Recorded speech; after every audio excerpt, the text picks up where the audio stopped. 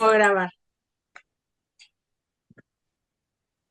Buenas tardes para todos, mi nombre es Las Carolina y junto a mis compañeras conformamos lo que es el grupo número 1 de la materia. Desde el inicio de la cursada venimos integrando diferentes temas, los cuales vamos a exponer hoy en esta exposición audiovisual. Doy comienzo hablando de las exposiciones excesivas en radiología. La exposición excesiva a la radiación en el área de radiología representa un riesgo muy importante, tanto para el paciente como para el profesional. Investigamos sobre las posibles razones que puede pasar esto y vamos a ir hablando de a una, ¿sí? La falta de capacitación o actualización del personal podría ser un factor. Esto sucede con el desconocimiento de protección y de las técnicas que pueden resultar en errores. Otro factor puede ser el mal uso o configuración incorrecta de los equipos.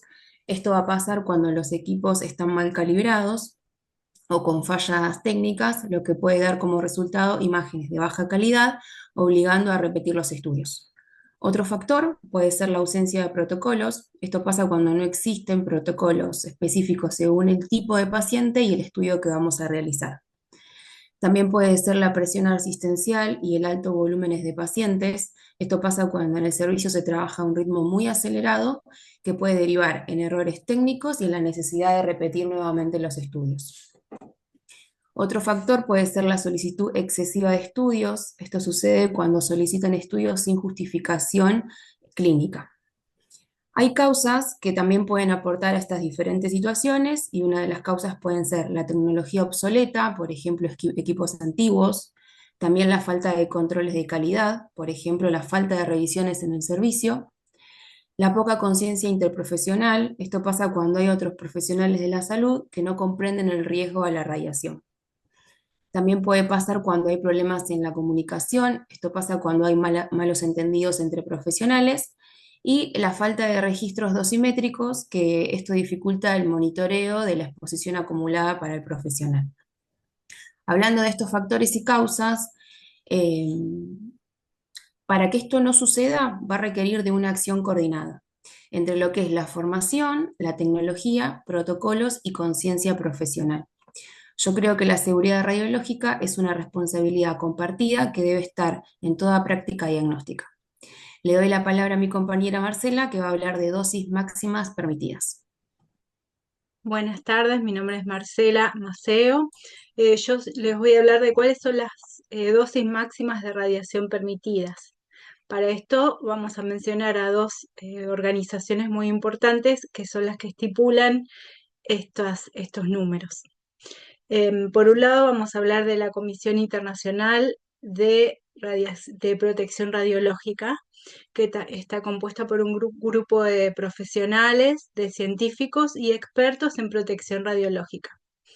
Ellos se encargan de proteger para que la radiación ionizante no cause efectos dañinos ni al medio ambiente ni a las personas.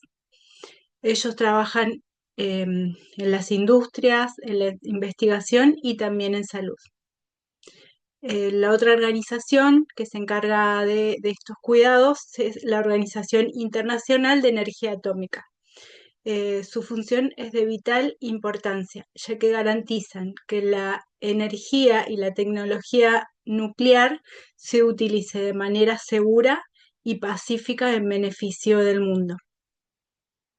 Ellos promueven en salud la utilización de esta energía para el diagnóstico y el tratamiento de enfermedades, por ejemplo, en el cáncer. Bueno, las dosis máximas permitidas tienen en cuenta los efectos estocásticos y los principios Alara, cuya definición mis compañeras más adelante van a explicar cuáles son. Las dosis ahora las voy a mencionar. Se dividen en tres sectores. Por un lado, lo que sería para los trabajadores mayores de 18 años. Por otro lado, para los estudiantes entre 16 y 18 años. Y por otro lado, el público en general.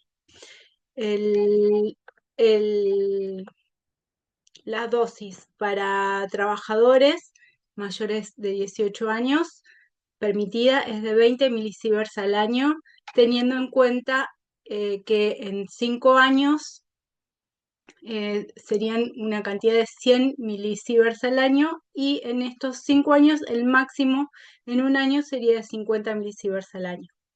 El equivalente cristalino es de 20 milisieverts al año y el equivalente en la piel es de 500 milisieverts al año. En cuanto a los estudiantes entre 16 y 18 años, la dosis máxima es de 6 milisieverts al año. El equivalente en cristalino es de 20 milisieverts al año y el equivalente en la piel es de 150 milisieverts al año. En cuanto al público en general, la dosis máxima es de 1 milisievert al año, equivalente en cristalino 15 milisieverts al año y el equivalente en la piel 50 milisieverts al año. Bueno, y ahora vamos a hablar de cuáles son los efectos biológicos, y para eso las dejo con mi compañera Melina, que nos va a contar cuáles son. Buenas tardes, mi nombre es Melina Manzana y voy a hablar sobre los efectos de la radiación a corto y largo plazo. La radiación utilizada en el ámbito de la salud, especialmente en el diagnóstico por imágenes, puede producir efectos biológicos en los tejidos humanos. Estos efectos se dividen en corto y largo plazo, dependiendo de la dosis, el tiempo de exposición y la sensibilidad biológica de los órganos y los tejidos involucrados. Algunos de los efectos biológicos a corto plazo, que se denominan agudos, pueden aparecer en náuseas y vómitos, quemaduras en la piel y caída del cabello.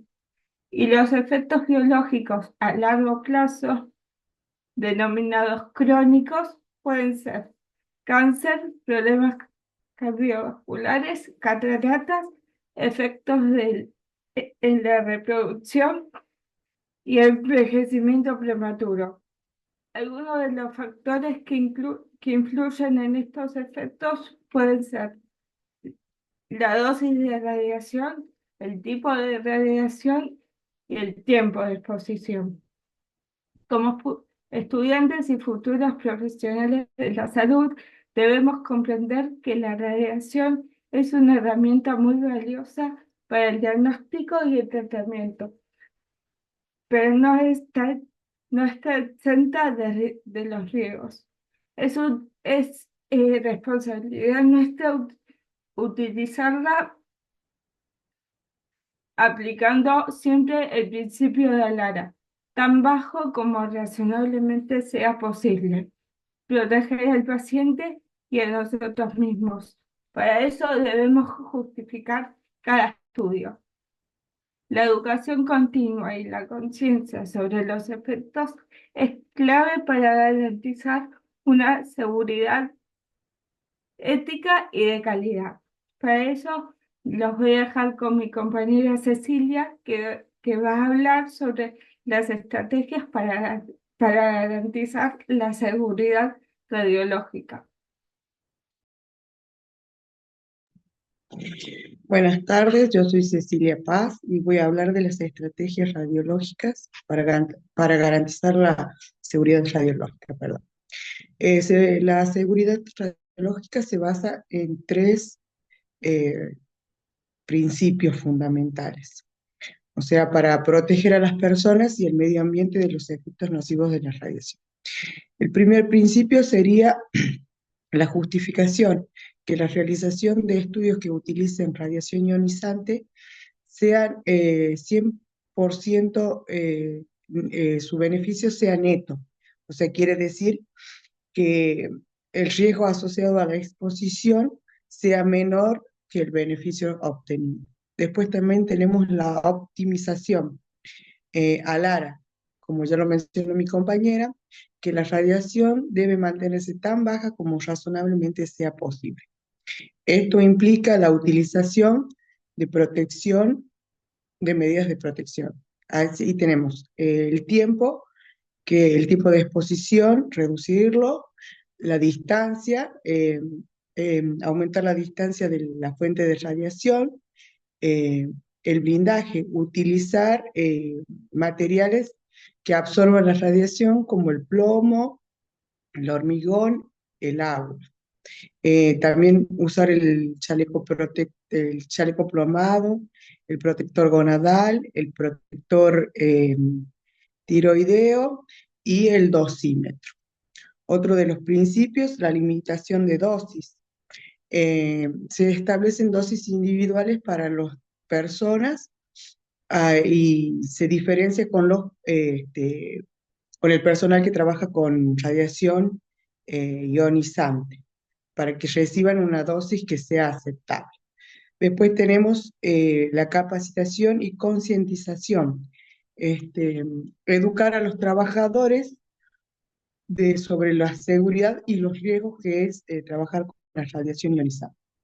Tenemos el monitoreo, realizar mediciones de radiación en los lugares de trabajo y en el personal a través del dosímetro de uso personal, y asegurar que los límites de radiación no se excedan.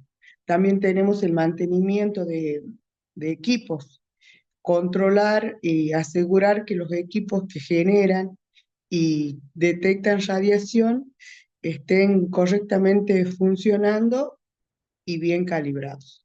También está la gestión de residuos, o sea que los residuos que ya no son útiles, eh, disponer de una forma segura de estos mismos materiales.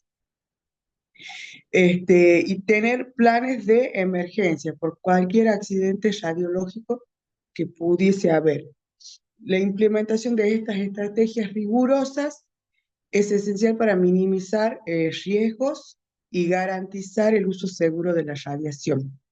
En las aplicaciones como por ejemplo la medicina, la industria y la investigación.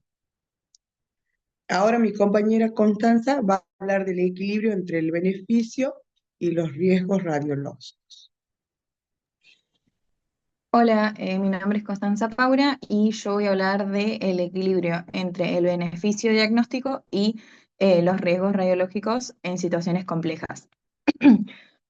Bueno, en el ámbito de las bioimágenes, el uso de radiación siempre implica una decisión crítica que se regula entre el beneficio de la imagen y de conseguir una imagen diagnóstica necesaria para el médico y la exposición del paciente a la radiación ionizante que puede generar algún tipo de riesgo. Para esto tenemos que tener en cuenta tres principios que son fundamentales en la atención del paciente. El primero, que ya lo nombraron mis compañeras, es el de justificación y optimización, que hacen referencia a lo que es el concepto de ALARA, que como bien dijeron, significa tan bajo como sea razonablemente posible, haciendo referencia siempre a la radiación que recibe el paciente. En el caso de la justificación, por ejemplo, lo que se hace es justificar clínicamente el estudio para que el beneficio del mismo supere al riesgo que corre el paciente al estar expuesto. Por otro lado, la optimización habla de optimizar la dosis necesaria que yo le voy a aplicar al paciente. Esto se hace, por ejemplo, usando protocolos o distintas proyecciones, dependiendo del paciente, y también hay que tener en cuenta lo que es la colimación de la zona para delimitar el haz de radiación y, bueno, limitar la cantidad de dosis. El segundo principio que vamos a usar es la participación interdisciplinaria, que también es conocido como una participación del equipo multidisciplinario de trabajo, en la que distintos profesionales de la salud van a congeniar para lograr la mejor forma diagnóstica posible para el paciente. O sea que la toma de decisiones la va a empezar haciendo, bueno, el médico que encabece el caso, el encargado de producción de bioimágenes y algún otro profesional que sea necesario, siempre priorizando, bueno, la salud del paciente. Y el último principio vendría a ser justamente la comunicación con el paciente, que en el caso de situaciones donde el riesgo radiológico es un factor muy importante, es importante también tener una comunicación abierta con el paciente. Y lo que buscamos lograr nosotros es que haya el mayor beneficio. Entonces, lo logramos explicándole al paciente el procedimiento, qué es lo que nosotros esperamos del procedimiento, qué es lo que necesitamos que el paciente haga. Obviamente también explicarle los riesgos de la radiación, los riesgos de la repetición de imágenes, por qué es la importancia de que el paciente se mantenga inmóvil. Y también, que por último y no menos importante, responder las dudas que tenga el paciente, porque eso también va a hacer que el paciente se sienta cómodo y evitar todos estos otros factores. Por lo tanto, para concluir, debo decir que el equilibrio entre el beneficio diagnóstico y el riesgo radiológico no es único ni estático, sino que depende de el estado clínico del paciente, de la tecnología que haya en el servicio y de los principios de protección radiológica que se usen. Por lo tanto, en escenarios complejos, el equilibrio siempre se va a lograr priorizando la salud y la seguridad del paciente. Y bueno, con esto concluimos lo que sería nuestro segundo parcial con el formato audiovisual, así que muchas gracias por la atención y por acompañarnos hasta acá.